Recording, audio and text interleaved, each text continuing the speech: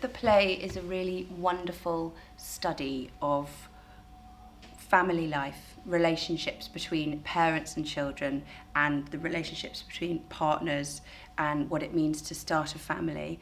I also think it deals really, really brilliantly well with how we feel about same-sex relationships in different parts of the world at different times, and I think it highlights there's still a way to go. The play is about so many things. It's a lot about queer identity and how people define themselves because of or in spite of the people who surround them.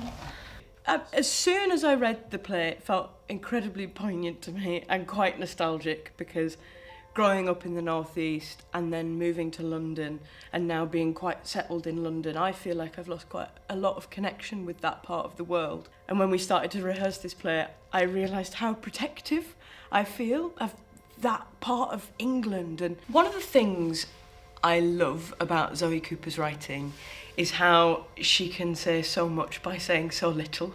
There's a lot of her phrasing where she won't end the sentence, but everybody knows what that word was, but a character doesn't need to say it. I also love that she's used this framing device of having three characters retelling something that's already happened to them. The three people in the play want to tell a story slightly differently. So we have moments of friction where we don't know which way the narrative's going to go. My character, Fish, they never say explicitly that they are non-binary, but they say that they use the pronoun they, like me. And I think that's much harder for them to do than it ever was for me.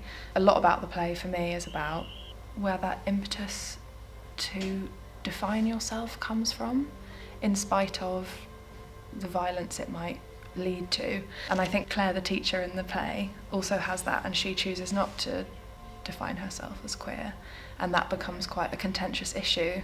Claire is a teacher and has moved up to South Shields in the northeast to return to her partner's family home where they're having their baby. But the transition from London up to the northeast is tricky.